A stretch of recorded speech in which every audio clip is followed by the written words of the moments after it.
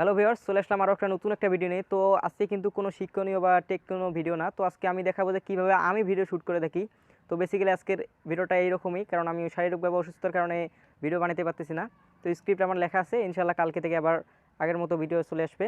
তো দেখা যাক যে আমি কীভাবে ভিডিও করে থাকি। তো আমি জাস্ট এখন মোবাইলটা ট্রাইপড থেকে খুলবো, ট্রাইপড থেকে খুললাম, প্লাস আমি ব্যাক ক্যামেরা ওপেন করতেছি।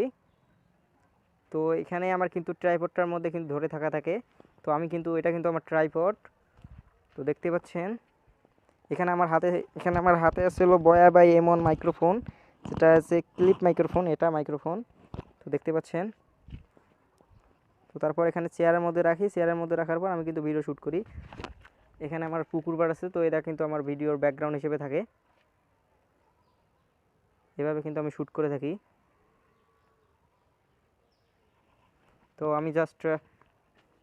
আমি জাস্ট এখানে মোবাইলটা রাখি, এইভাবে রাখি।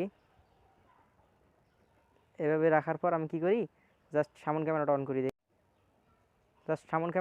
দিই। আবার আপনাদের সামনে আবার আমি বকবক শুরু করে দিই। এখানে কিন্তু পেছনে দেখতেছেন আলো, এখানে কিন্তু সবসময় এরকম করে আলো থাকে। আমি কিন্তু এখানে মাঝে বরাবর আসি, প্লাস আমি কিন্তু কোনো সময় আমি মাঝে মাঝে এদিকে আনি, মানে যেখানে পাই ওখানে আমি নিয়ে যাওয়ার পর কিন্তু আমি ভিডিও শ্যুট করে থাকি।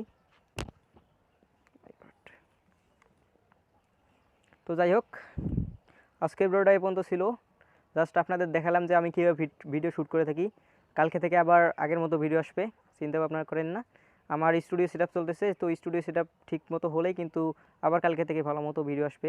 স্টুডিওর কাজ করতেছি, প্লাস কালকের মধ্যে আমাদের কাজটা কমপ্লিট হয়ে গেলে আমরা কালকে থেকে আবার ভিডিও প্রতিনিয়ত আনবো। তো ভালো থাকবেন, সুস্থ থাকবেন। আল্লাহ হাফেজ।